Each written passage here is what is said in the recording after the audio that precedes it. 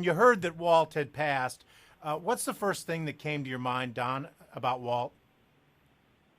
Well, I knew that Walter was getting on, but the first thing that went through my mind, of course, was sadness that we've lost a really good person.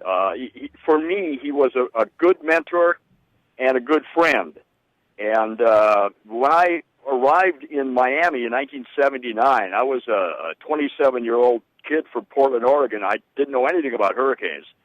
So here comes Labor Day weekend, and Hurricane David's headed for us.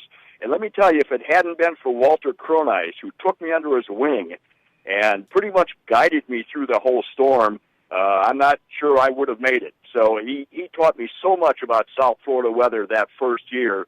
Nothing I could learn from a book, but it all came from Walter. A lot of people don't know that he actually got his meteorology skills in the Navy, and he was working with hurricane hunters at the time, right?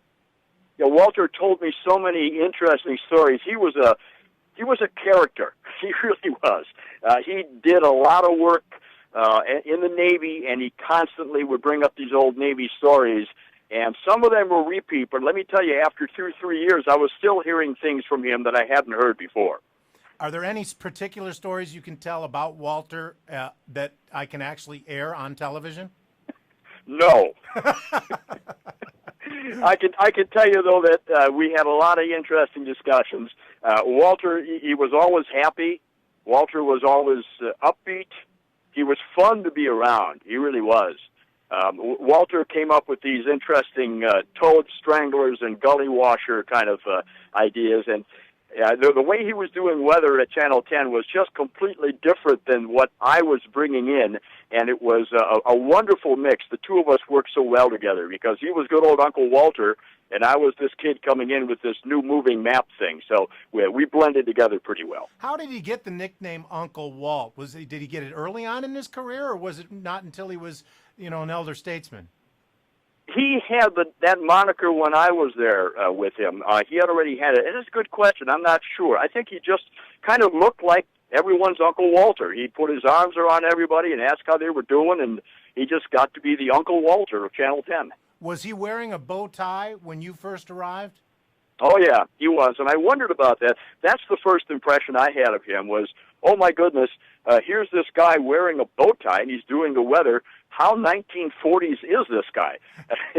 And I found out that it was his symbol. That was his icon, and he was known as the bow tie weather guy. And I think it was great, and it set him apart from anybody else. I mean, Walter Cronise really deserves singularity place, I think, at least in the Channel 10 annals in South Florida, as one of the great weather guys of all time. Fair to say that he lived life to its fullest? I think so. He really did. Walter was, again, he had so many interesting stories, so many things going for him. He had kids and grandkids he'd talk about. He was always proud of them, and his wife Dorothy, and everybody. I don't think there was anyone who didn't like Walter Cronise. I really don't. I think he was universally loved and accepted by everybody, and certainly for me. And I know that I don't think I would have lasted as long as I did at Channel 10 if it weren't for Walter Cronise. He was always there when I needed him.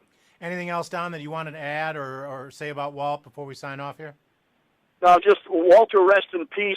We're going to miss you, and you did a lot to shape my life at Channel 10 and to get me through those early years.